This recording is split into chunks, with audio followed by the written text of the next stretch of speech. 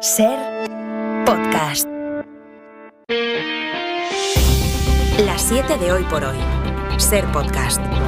Hola, muy buenos días. Ha tardado en venir, pero el invierno se ha presentado de golpe. Se han ido a juntar dos borrascas y lo peor se espera para hoy y para mañana. En la mitad norte del país, Aragón y Galicia están en alerta roja por viento y nieve. Otras 12 comunidades están en alerta naranja por frío. A esta hora hay 2 grados en Huesca, 1 en León, Valladolid y Logroño y 5 en el centro de la península. Los equipos de emergencia han atendido más de 1000 llamadas a lo largo de este lunes solo en la cornisa cantábrica. José Luis Astreola. Hola, buenos días. En Euskadi, en pleno temporal, se ha encontrado el cuerpo sin vida de un hombre de 80 años en Bermeo. Radio Bilbao, Isabel León, Egunon. ¿Qué tal, Egunon? Su familia dio el aviso a eso de las 10 de la noche, en un día o después de un día en el que no paraba de llover, con varios desprendimientos en la zona. Finalmente, el cuerpo de este hombre, de este bermeotarra de 80 años, será localizado sin vida en la localidad vizcaína, en el puerto, a eso de la 1 de la madrugada. Y es que este territorio, el vizcaíno, ahora mismo es el que más preocupa. La atención está puesta en las cuencas del río Butrón, el Gobela y el Asúa. Durante la noche se han producido desbordamientos y los bomberos han tenido que actuar en Guecho y en Munguía. La mesa de coordinación del plan de inundaciones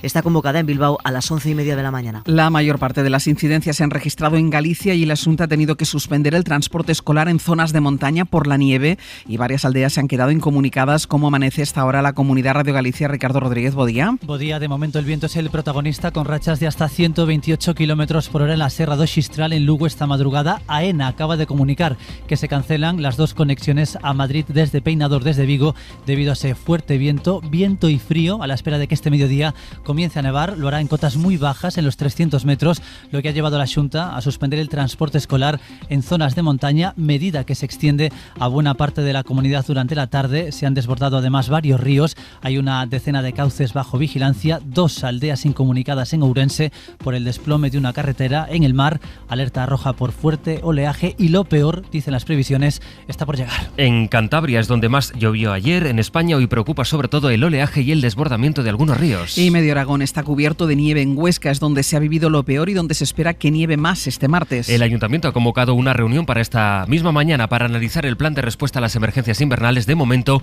ya se han cortado algunas rutas escolares. Radio Huesca, Sergio Fernández Bizarra, buenos días. Buenos días. Continúa la previsión de nevadas con alerta roja hasta mediodía en el Pirineo. Los más de 20 centímetros caídos en localidades como Jaca o los más de 30 en Panticosa complicaban la circulación en buena parte de las comarcas pirenaicas. Hubo cortes intermitentes de luz en Sabiñánigo, Caldearenas o pueblos de La Guarguera. Se cortó también el tráfico ferroviario entre Jaca y Canfranc. Más de 200 escolares no pudieron acudir a clase por la suspensión de rutas escolares. La situación ha mejorado, pero según Tráfico, a esta hora es obligatorio el uso de cadenas o neumáticos de invierno en diferentes vías de la red secundaria en Montanui, Benasque, Sabiñánigo, Viescas, Canfranc, Campo o Benasque. Como decíais, el Ayuntamiento de Huesca tiene prevista la reunión del Plan de Emergencia Municipal de Vialidad Invernal de cara a esas posibles precipitaciones que se anuncian en cotas inferiores a los 300 metros. El viento está ayudando, por otra parte, a generar más energía eólica y esto está abaratando la luz. Enero ya va camino de ser uno de los meses con la electricidad más barata, en gran medida gracias a las renovables y porque el precio del gas está en mínimos.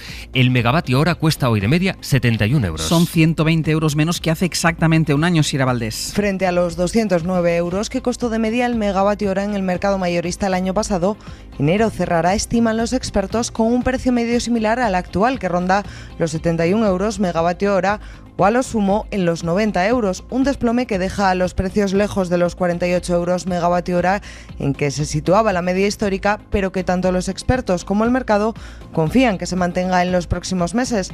Así lo explica Jorge Morales, director de Próxima Energía. El mes de febrero, el mes de marzo ya están claramente por debajo de los 120 euros, ¿vale? Pero es que hace tan solo una semana estaban por encima de 150. El problema es que los precios de mercado de futuros también se están ajustando fuertemente. Cuando más renovables hay es en marzo, con lo cual si en algún mes esperamos que haya un hundimiento de precios es marzo. Según cálculos de Facua, de mantenerse los precios de la primera mitad del mes, el usuario medio pagará 72 euros con 41 céntimos en enero, 17 euros menos que en diciembre, y esa sería la factura más barata en casi 2 años desde febrero de 2021. El debate político en España sigue pasando por las medidas antiabortistas que ha intentado imponer el gobierno de Castilla y León, aunque ellos mismos han sido incapaces de aclarar si iban a activar o no un protocolo con nuevas medidas y si sería obligatorio o no. Al final, después de afirmar que sí habría protocolo y sí sería obligatorio, el vicepresidente García Gallardo, de Vox, lo dejó anoche en esto. La novedad es que cuando una mujer efectivamente quiera recibirlo, lo va a recibir. Se trata de que si una mujer efectivamente quiere tener acceso a este protocolo lactacio fetal, un médico no pueda negárselo. Y la verdad es que yo confío en que el protocolo se va a aprobar, vamos a aplicar con normalidad y que van a actuar pues, con toda la responsabilidad como siempre hacen. Gallardo tuvo que rectificar horas después de que el presidente de la Junta, Alfonso Fernández Mañueco, saliera a enmendar sus palabras. Lo hizo en una declaración sin preguntas. No se obligará a los médicos a nada, no se obligará a las mujeres embarazadas a nada.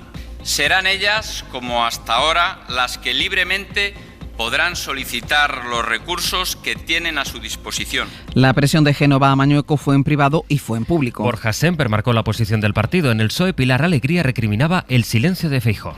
Creemos que asistimos a una guerra entre Vox y el gobierno de Sánchez y Podemos. El silencio del señor Feijóo le desacredita para dirigir el principal partido de la oposición. Con su silencio, desde luego, está avalando a la extrema derecha, porque el señor Feijóo no es el líder del Partido Popular, es el rehén de Vox. A las 8 vamos a trazar un mapa para comprobar cómo se han reducido los abortos en los últimos años en España y, sobre todo, en qué medida las intervenciones voluntarias de los embarazos se siguen haciendo en clínicas privadas pese a lo que dice la ley. Escucharemos casos en los que se han negado abortos aun cuando eran por prescripción médica. Es martes, es 17 de enero. Hoy por hoy noticias. Ser podcast. Y la actualidad también pasa hoy por la economía. Más de 130 países están reunidos en el Foro Económico de Davos para intentar evitar una recesión en las tres grandes economías del mundo: China, Estados Unidos y la Unión Europea. Y aquí en España el debate ahora está en los precios de los alimentos y en las medidas que se deben tomar para frenar este aumento de la inflación subyacente. Gillian Ayala, buenos días. Hola Ángels, buenos días. Y otra vez hay división en el Gobierno. Unidas Podemos defiende intervenir los precios. Yolanda Díaz pide, por ejemplo, actuar rápido y sin descartar ninguna medida en la negociación. Lo vengo diciendo desde el verano que los precios de la alimentación son imposibles para las familias españolas y, por tanto, todas las medidas que aportemos a este debate son claves. Pero sí que creo que hemos de actuar con prontitud. Necesitamos bajar el precio de la compra. Pero la parte socialista del Ejecutivo prefiere esperar a que se note la rebaja del IVA en los alimentos básicos. Y más allá de la política, de fondo hay también un debate económico, porque la intervención de precios puede tener efectos contrarios a largo plazo, según los expertos y según los antecedentes que hay en otros países. Desde la COE, Antonio Garamendi habla de propuestas populistas que afloran ahora, dice, para hacer campaña con las elecciones a la vuelta de la esquina. Bueno, yo creo que los populismos es la peor receta que se pueden dar en un país. Y como estamos en elecciones, vamos a ir propuestas populistas día sí y día también. Creo que el gobierno o gente que esté en el gobierno tiene que ser más responsable. Pues desde Davos, el presidente del Gobierno ha dado una entrevista hoy al canal estadounidense CNBC y ha hablado de la situación económica de España. Spain will grow by 1 point something, so above the average of the European Union. Pedro Sánchez ha presumido de su gestión y se ha apoyado en las previsiones para este año, cuando se espera que España crezca más que la media de la Unión Europea, a pesar de los efectos que sigue teniendo la guerra en Ucrania.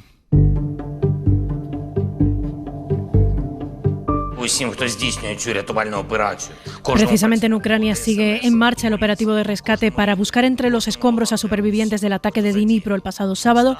Zelensky ha confirmado esta madrugada que entre los 40 muertos hay 3 niños pequeños, casi 50 personas siguen desaparecidas y el gobierno ucraniano ha pedido otra vez más armas y más rapidez en el envío. En Bruselas siguen reforzando el plan de ayuda a Ucrania, pero mientras tanto en la Unión tienen que lidiar con otro problema, el Qatargate. El Parlamento Europeo ya ha iniciado el proceso formal para quitarle la inmunidad a otros 2 eurodiputados salpicados por esa trama de corrupción. Corresponsal en Bruselas, Griselda Pastor. Bueno, aquí empieza el proceso para retirar la inmunidad a otros 2 diputados socialdemócratas, uno belga y otro italiano, a los que la justicia belga vincula con el Qatargate. Los hechos de estos últimos meses nos obligan a recuperar la confianza de los ciudadanos europeos a los que representamos, ha dicho Metsola, la presidenta de la Eurocámara, ante el plenario, tras comunicar que ha recibido la petición judicial y que ahora corresponde a la Comisión de Asuntos Jurídicos acelerar todo el procedimiento. La justicia belga debe justamente decidir hoy si prolonga o no la prisión preventiva al principal acusado, el socialista italiano, ex eurodiputado y cuya actividad como lobista a sueldo de Qatar y de Marruecos, que esta es la acusación, obliga a modificar las reglas de control de la actividad parlamentaria en su relación con países terceros. Y de Bruselas a Israel. Allí se ha desatado una tormenta política después de que este lunes se filtrasen unos audios del ministro de Finanzas de extrema derecha en el que se le escucha decir: soy un homófobo fascista, racista, pero soy un hombre de palabra, aunque eso no quiere decir que vaya a apedrear a los homosexuales, ha dicho literalmente. La grabación ha salido a la luz justo cuando su ministerio ha propuesto cambiar las leyes de discriminación para permitir que las empresas privadas rechacen dar servicios a ciertas personas, por ejemplo, a los homosexuales. Ángel Villascusa. No hace ni un mes que el gobierno más ultra de la historia de Israel tomó posesión y las polémicas no cesan. La televisión pública ha filtrado unos audios del ministro de Finanzas en el que se le escucha diciendo que es un homófobo, fascista, racista, pero que es un hombre de palabra y que eso no quiere decir que vaya a apedrear a los homosexuales. Es un audio en tono irónico, aunque las organizaciones LGTBI han criticado la posición de este ministro, que además ha propuesto cambiar las leyes contra la discriminación y permitir que las empresas puedan rechazar dar servicios a ciertos grupos como a los homosexuales. Los audios salen a la luz solo 2 días después de la masiva protesta en la que 70.000 personas salieron a las calles en Tel Aviv contra la reforma judicial planteada por el ejecutivo de Netanyahu, que va a permitir, si sale adelante, que una mayoría simple del Parlamento pueda anular una decisión del Tribunal Supremo cuando afecte a leyes que hayan sido aprobadas por esa Cámara.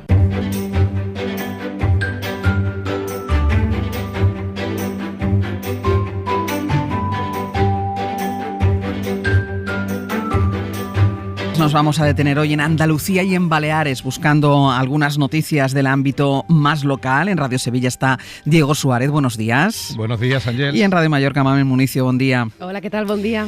Diego, a ver, casi hay que poner un letrero: ¿se busca propietario de cenizas? Exactamente, ha ocurrido en Aroche, que es un municipio de la Sierra de Huelva, y lo ha denunciado el párroco, el cura, que dice que alguien se ha dejado las cenizas de un muerto junto a uno de los bancos de la iglesia. ¿Pero cómo va a ser eso? Así que, bueno, yo creo que esperaba que el lapsus fuera corregido inmediatamente. A lo mejor alguien llegó después del tanatorio y fue allí a pedir lo que fuera, pero por allí no aparece nadie a día de hoy. Y de momento el cura ha cogido al muerto. Las cenizas del muerto, Diego. Las cenizas del muerto, pero ha lanzado un ultimátum. Dice el cura que si en 15 días no aparece nadie a llevárselo, pues tendrá que denunciar el caso ante la autoridad competente por un delito de abandono. El cura ha puesto el mensaje en Facebook. Lo próximo, dice, será ponerlo en el cuartelillo de la Guardia Civil. Bueno, es verdad que hay mucha gente que no sabe qué hacer con las cenizas. Si hay uno despistado, pues yo las dejo ahí. Pero, hombre, olvidárselas. Bueno, es que a lo mejor lo ha hecho voluntariamente. No. Vete tú a saber. Baleares se ha convertido en la primera comunidad en tener una gran puerta de bienvenida china con motivo de celebración del Nuevo Año Chino. ¿Qué es eso, una primera puerta? Bueno, es que la Asociación China de Baleares lleva organizando este evento desde 2016. Entonces ha apostado por una empresa de construcción local para construir pues esta puerta china que estamos acostumbrados a ver pues en barrios chinos, pues la van a poner aquí en Palma. Es un gran arco de 5,5 metros de altura por 4,5 de ancho. Son columnas coronadas por 2 leones, la tradicional cubierta de estilo oriental y con tonos naranjas y rojizos. Se hace en la zona del barrio de Peregarao, es donde la comunidad china representa casi el 10% de las personas migrantes y bueno, es para celebrar la Nochevieja, ¿no? Aunque se celebra el día 22, aquí en Palma va a ser el día 29 y se estima además que vengan varios miles de visitantes pues a ver esta puerta de bienvenida china Otori, que además va a estar, la idea es que esté varias semanas expuesta.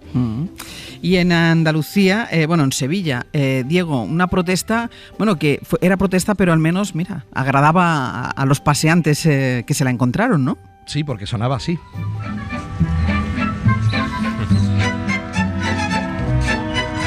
Escucha de fondo, Ángel, el sonido de los pájaros, y es que era ayer por la tarde en pleno centro de Sevilla, en la Puerta de Jerez.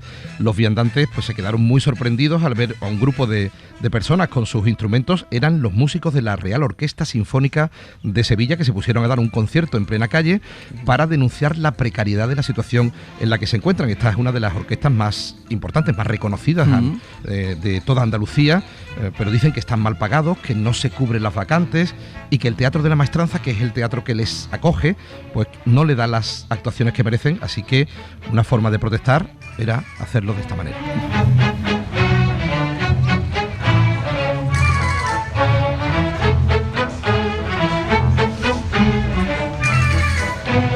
Ellos querían hacer saber así sus reivindicaciones. Yo creo que es de las pocas protestas que no molesta a los viandantes. Hasta que agradas. Hasta que agrada, exacto.